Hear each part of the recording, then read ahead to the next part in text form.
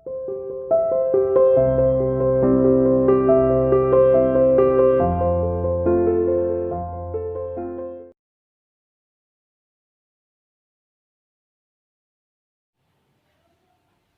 students, welcome to CR International online classes.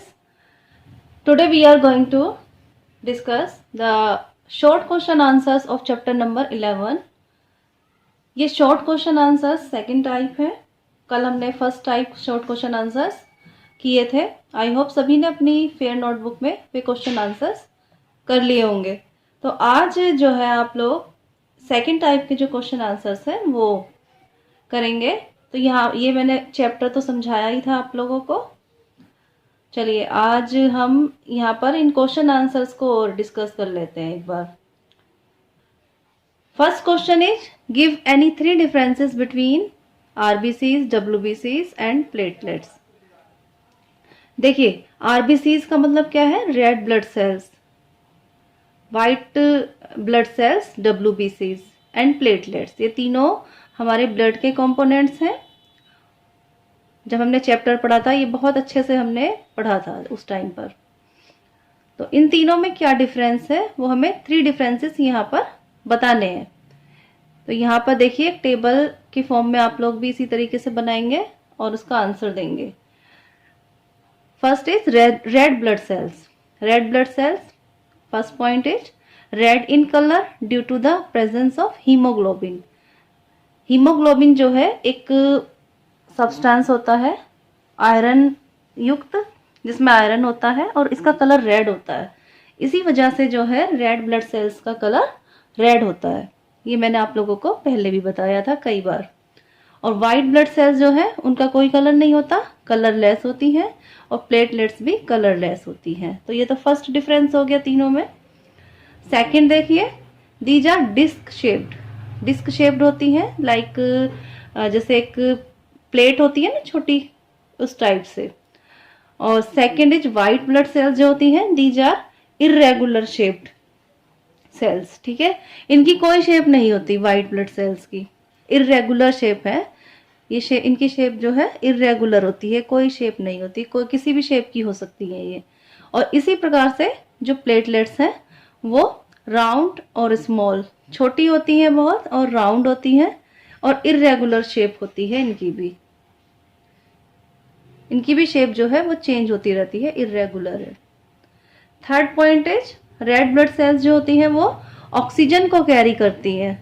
ठीक है, उनके अंदर ऑक्सीजन पाई जाती है. और वाइट ब्लड सेल्स क्या काम करती हैं? Protect the body from diseases. है ना, मैंने बताया भी था आप लोगों को चैप्टर जब समझाया था कि ये हमारी बॉडी को प्रोटेक्ट करती हैं. हमारा जो इम्यून सिस्टम है वो ये बनाती हैं वाइट ब्लड सेल्स. और थर्ड इज प्लेटलेट्स. और प्लेटलेट्स किस में हेल्प करती हैं? Help in clotting of blood. Blood को क्लोट करने में, ठीक है, रोकने में.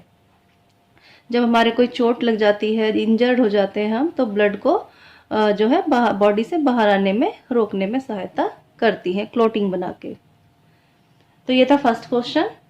Second is give reasons. यहाँ पर कुछ रीजंस पूछे गए हैं, हमें उनके आंसर देने हैं. कुछ क्वेश्चंस हैं, उनके रीजन बताने हैं हमें, कारण क्यों ऐसा क्यों होता है. देखिए इसमें फर्स्ट है arteries have thick and elastic muscular walls. जो आर्टरीज होती हैं हमारी जो है 3 टाइप की वेसल्स होती हैं जिनमें ब्लड फ्लो होता है. तो उनमें से आर्टरीज जो होती हैं उनकी वॉल थिक और इलास्टिक क्यों होती है, तो ये बताना है हमें, इसका कारण बताना है क्या होता है. Answer is arteries have thick and elastic muscular walls because the blood flow is rapid. जो ब्लड का फ्लो होता है आर्टरीज के अंदर वो बहुत तेजी से होता है. And at high pressure in arteries. ठीक है, और एक हाई प्रेशर जो है उसके ऊपर लगता है क्योंकि ब्लड जो है वो कहाँ से आ रहा होता है? वो हार्ट से आ रहा होता है. ठीक है, तो एक रैपिड यानी कि बहुत तेज स्पीड में होता है और हाई प्रेशर में होता है. इसीलिए आर्टरीज जो है वो, आर्टरीज की जो वॉल होती हैं वो थिक और इलास्टिक होती हैं. Next question is arteries are generally not seen. देखिए जो आर्टरीज होती हैं वो हमें दिखाई नहीं देती हैं। जब हम अपनी स्किन पर देखें कभी तो हमें ऊपर ग्रीन ग्रीन से कलर की, ब्लू से कलर की जो है वेसल्स नज़र आती हैं, बट वो वेन्स होती हैं, लेकिन हमें कभी आर्टरीज नज़र नहीं आती है। तो ऐसा क्यों होता है? Answer is arteries are present deep under our skin. जो आर्टरीज होती हैं वो हमारी स्किन के बहुत अंदर गहराई में उपस्थित होती हैं, प्रेजेंट होती हैं। So they are not easily seen, इसलिए ये हमको इजीली आसानी से नहीं दिखाई देती हैं।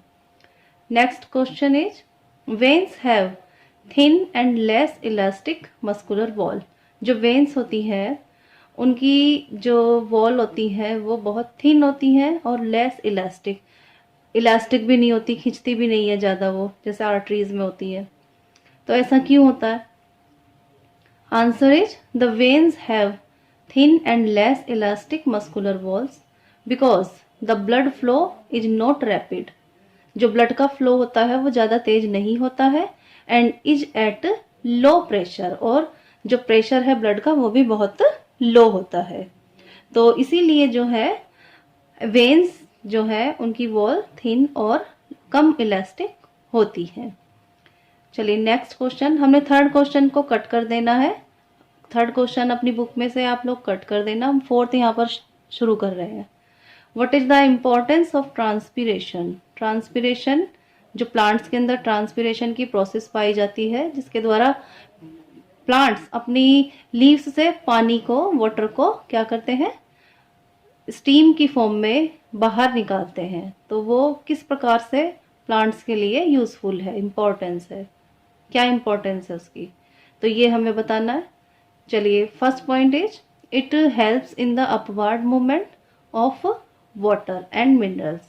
देखिए एक तो ट्रांसपीरेशन के कारण क्या होता है कि जो वाटर और मिनरल की अपवर्ड यानी कि ऊपर की तरफ जो है वो मूवमेंट होती है, यानी कि रूट से स्टेम और पत्तियों की तरफ यानी कि लीव्स की तरफ, ऊपर की तरफ जो है मूवमेंट होती है। Second point is it produces cooling effect that protect the plants from the heat of the sunlight. देखिए जो प्लांट है वो पूरा दिन सन की लाइट में होता है, तो ट्रांसपीरेशन की प्रोसेस के द्वारा क्या होता है, उसकी बॉडी जो है वो कूल होती है, उसको सन की लाइट से इफेक्ट से बचाता है, प्रोटेक्ट करता है। Third point is rate of absorption of water increases by transpiration. और थर्ड पॉइंट है कि वाटर का जो एब्जॉर्प्शन है रूट के द्वारा वो बढ़ जाता है ट्रांसपीरेशन की प्रोसेस के द्वारा, क्योंकि पत्तियों से, लीव्स से वाटर जो है वो बाहर निकलता है तो और वाटर चाहिए होता है, तो जल्दी जल्दी जो है वो वाटर एब्जॉर्ब करती हैं रूट्स, और लीव्स क्या करती रहती हैं, उसको बाहर निकालती रहती है। ठीक है, तो आज आप लोगों को इतने ही क्वेश्चंस करने हैं, बाकी जो क्वेश्चंस रह गए हैं अभी हम उसको नेक्स्ट आगे कंटिन्यू करेंगे।